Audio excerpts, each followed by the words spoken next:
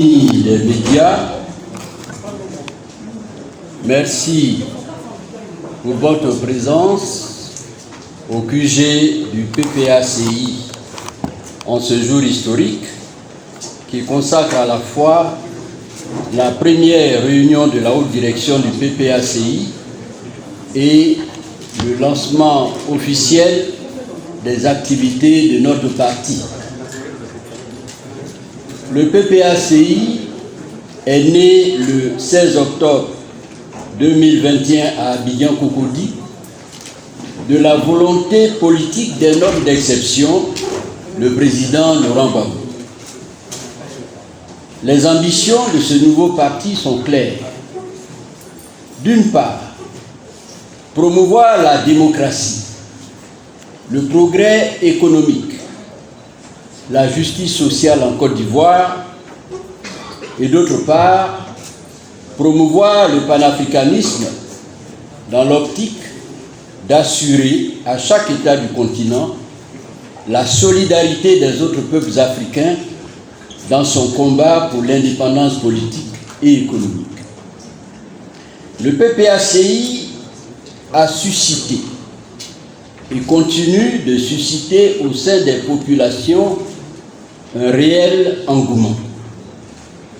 L'ambiance lors du congrès constitutif, la pleine réussite de celui-ci, l'accueil plus que positif à lui réservé par l'opinion nationale traduisent les attentes des Ivoiriens. Ces attentes ont pour nom sécurité, santé, école pour tous, emploi pour les jeunes, bonne gouvernance, etc. Ces attentes légitimes sont pour le PPACI des exigences qui commandent une entrée urgente dans l'arène politique en se dotant d'un appareil de direction capable de relever les grands défis auxquels notre pays doit faire face, dans un contexte socio-politique qui porte encore les séquelles de la grave crise militaro-politique que nous avons connue de 2002 à 2011. Tel est le sens de la réunion de ce jour, présidée par le président du parti en personne, le président Laurent Gbagbo, quelques jours seulement après qu'il ait dévoilé la liste de celles et de ceux avec qui il compte entreprendre ces lourdes tâches. Le souci à la base de la constitution de l'équipe de direction qui a reçu ce jour les orientations et les consignes fermes d'action du président du parti s'exprime en deux mots: rajeunissement et efficacité. Sur le premier point, le président Laurent Gbagbo a tenu sa promesse faite au Congrès. Plus de 70% de jeunes ont été promus, ont été responsabilisés. Sans oublier bien entendu les femmes dont le nombre s'est également accru. Sur le second point, qui touche à l'efficacité du PPACI, outre le secrétariat général lui-même, dont le champ de compétences ne laisse à l'écart aucun domaine d'importance avéré pour les Ivoiriens, il a été décidé de confier la gestion de certaines questions considérées comme sensibles, voire stratégiques, à des organes spécialisés pour une meilleure prise en charge. C'est le cas pour la communication, les élections, les finances du parti. De même, en vue d'optimiser la gouvernance interne du parti, 3 organes ont été créés, à savoir le Conseil politique permanent CPP, l'inspection générale du parti et le Conseil de discipline. Enfin, en vue de donner à nos militants une solide formation politique afin qu'ils puissent aborder toutes les questions se posant à la société ou au parti, armés de connaissances idoines, l'école du parti a été instituée. Quant aux hommes et aux femmes appelés à animer toutes ces structures, il s'agit de personnes ayant par le passé apporté la preuve de leur ferme engagement pour la lutte de la refondation de la Côte d'Ivoire et qui sont dotés des compétences nécessaires. La formation de cette direction fait suite à une large consultation opérée par le président du parti, ce qui explique d'ailleurs le long temps qui a été mis avant la publication de la liste. En clair, créé le 16 octobre 2021, le PPACI, le Parti des peuples africains Côte d'Ivoire, est prêt à passer à l'action. Mais le dire ne doit pas être interprété comme si, de sa naissance à ce jour, le PPACI était resté indifférent à l'actualité ivoirienne. Que non.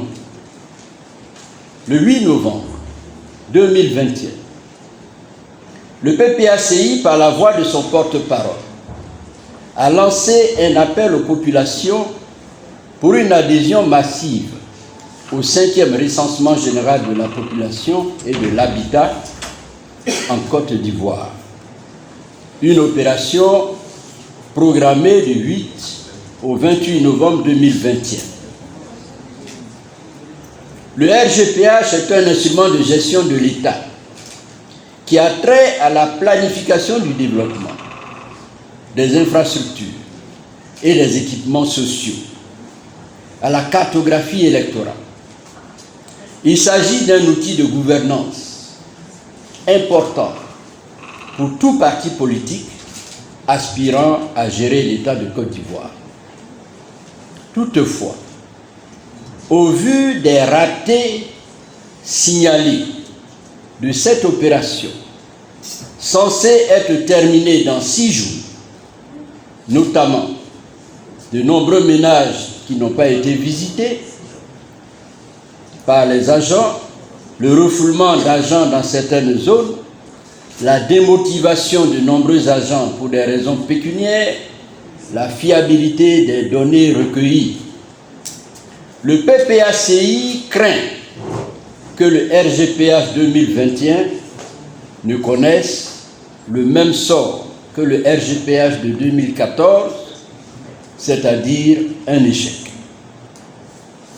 Cette seule question du RGPH 2021 en proie à des difficultés justifiait pour le PPACI, qui a appelé les populations à se faire recenser, l'organisation d'une conférence de presse en bonne et due forme. Cependant, le PPACI profitera de la présente tribune pour alerter les organisations partenaires du RGPH et pour lancer un appel pressant au gouvernement de bien vouloir prendre les dispositions nécessaires afin que le recensement des populations engagées le 8 novembre 2021 soit véritablement effectif pour toutes les populations vivant sur l'ensemble du territoire. Au nombre de ces dispositions, la prorogation des délais initialement annoncés, l'implication des partis politiques et de la société civile pour une plus grande sensibilisation des populations. Bien sûr, nous continuons d'appeler les populations à se mobiliser pour se faire recenser. Je vous remercie. Chers amis des médias, la première question posée a trait au calendrier, je dirais au calendrier de travail de la nouvelle direction, notamment en ce qui concerne la structuration du parti sur le terrain. Y a-t-il un calendrier prévu? Mais il va y en avoir un très bientôt. Mais je voudrais vous rassurer que d'ici à fin janvier 2022, nous avons prévu que le premier comité central du PPACI soit organisé. Vous voyez donc que nous avons la fin novembre, le mois de décembre, le mois de janvier pour mettre en place l'ensemble des structures qui iront, n'est-ce pas, des fédérations, aux sections, au comité de base, à l'élection aussi des membres élus du comité central. La Ligue des Jeux, la Ligue des femmes. Tout ceci sera fait dans cette période de 2 mois. Vous l'avez entendu tout à l'heure, le président a dit au travail tout de suite.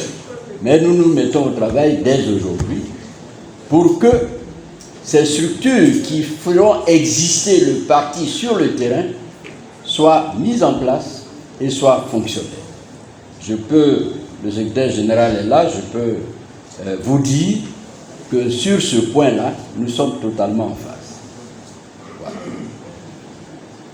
La deuxième question de M. Jérôme du Nouveau Réveil est: est-ce que la procédure de reconnaissance de légalisation du PPACI a été entamée? Est-ce que les documents, la documentation nécessaire pour y parvenir a été déposée? Je réponds simplement oui. Les documents ont été déjà déposés et l'administration est même en train, n'est-ce pas, de mener les enquêtes légales pour compléter les documents que nous avons déposés. La population, avec la création du PPACI, il y a quand même une inquiétude qui concerne le panafricanisme. Qu'est-ce que c'est que le panafricanisme? Et deuxièmement, le PPACI a été accusé d'être un parti xénophobe. Alors, pour répondre à la première question, au premier volet de la question qui concerne le panafricanisme, je vous dirai simplement que le panafricanisme, ce n'est pas un fait ou un phénomène nouveau. C'est le panafricanisme qui a facilité l'accession aux indépendances dans les années 58 à 1960. Le panafricanisme, c'est quoi? C'est la mise en commun des intelligences, la mise en commun des énergies des pays africains, des cadres africains. À l'époque, nous avions de grands leaders, Nkrumah, Modibo Keïta, le président Houphouët-Boigny, Bourguiba, tout ce monde-là. Ils se sont mis ensemble pour réclamer l'indépendance. Et la force qu'ils ont constituée a permis de faire la pression nécessaire pour que les pays coloniaux lâchent la bride, n'est-ce pas, de la souveraineté à nos pays. Bien entendu, par la suite, ils se sont rattrapés à travers des actions néocoloniales. Mais sur le moment, la mise en commun de nos forces, n'est-ce pas, a permis d'obtenir cette indépendance. Alors, le panafricanisme que nous prônons aujourd'hui, que signifie-t-il et pourquoi nous le prônons? Il signifie tout simplement que nous voulons agréger à nouveau les intelligences et les forces, avoir la solidarité de tous les pays africains. Le constat est simple. Nous avons obtenu nos indépendances pour la plupart des pays africains dans les années 1960. Mais que sommes-nous devenus après ces indépendances? près de 40 ans après ces indépendances. Nous sommes restés pratiquement au même niveau. Nous sommes toujours considérés comme des pays sous-développés. Nous n'avons pas la maîtrise de notre souveraineté. Et la Côte d'Ivoire est un exemple patent de ce que je suis en train de dire. Nous avons, de 2002 à 2011, bataillé, nous, du Front populaire ivoirien à l'époque, pour que notre souveraineté nous soit reconnue. Cette bataille-là, comme vous avez pu le voir, nous l'avons menée seuls. Les pays africains de loin nous ont soutenus, mais vraiment du bout des lèvres.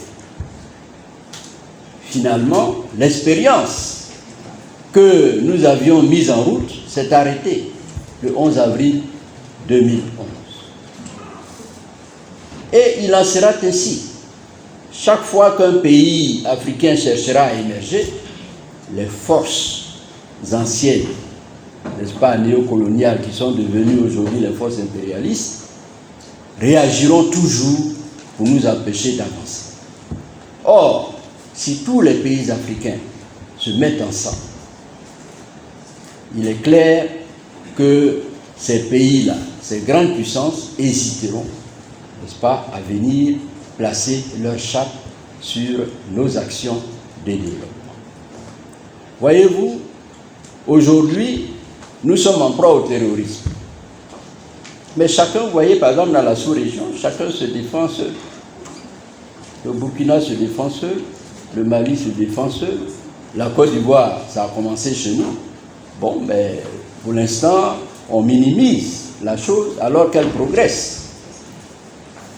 Et qui agit au Mali, au Burkina, au Niger? Ce sont les mêmes forces qui hier, n'est-ce pas, nous avaient imposé la colonisation. Ce sont toujours les mêmes forces. Alors que les pays africains peuvent s'entendre, se mettre ensemble pour agir pour leur souveraineté et la paix dans leur territoire. Donc, le panafricanisme est une nécessité aujourd'hui, plus que jamais, c'est une nécessité. Le PPACI est-il un parti xénophobe? Je ne sais pas d'où on tire cela. Et qui le dit? Sur quelle base? Quelles sont les preuves qui ont été avancées de ce que le PPACI serait xénophobe? Voyez le paradoxe. Nous parlons de panafricanisme, c'est-à-dire que nous sommes ouverts, nous sommes pour que tous les pays africains mettent les intelligences, mettent les forces ensemble, et on dit que nous sommes xénophobes, sans apporter la preuve de la xénophobie. Est-ce que dans nos textes, il y a une disposition qui dénote de notre xénophobie? Je mets au défi quiconque de nous présenter cette disposition. Bien au contraire, le PPACI est ouvert à l'adhésion autant des Ivoiriens que des non-Ivoiriens. Alors, où se trouve cette xénophobie? Je crois que ceux qui nous accusent, n'est-ce pas, de xénophobie, n'ont pas trouvé autre chose face à l'engouement que suscite le PPACI. Et donc, moi, je suis tranquille. Je sais que le PPACI n'est pas un parti xénophobe. Tout comme j'ai vu quelque part que nous étions des tribalistes. Et comment, alors qu'on regarde bien, n'est-ce pas, la composition, ne serait que de la direction, de la haute direction, n'est-ce pas, qui va du nord au sud, de l'est à l'ouest et au centre, comment on peut accuser un tel parti, n'est-ce pas, d'être xénophobe et tribaliste? Oui, on me souffle que même la table de séance montre bien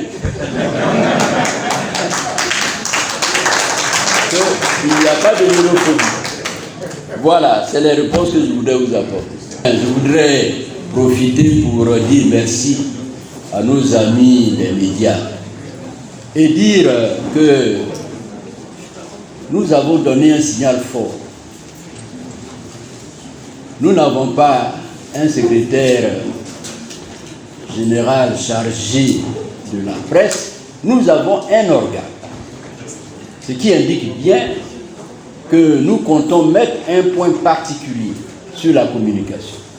C'est dire que nous aurons besoin de vous et que nous souhaitons que la franche et bonne collaboration qui existe entre nous, entre le PPACI et les médias, eh bien que cette relation-là puisse se renforcer. Je vous remercie.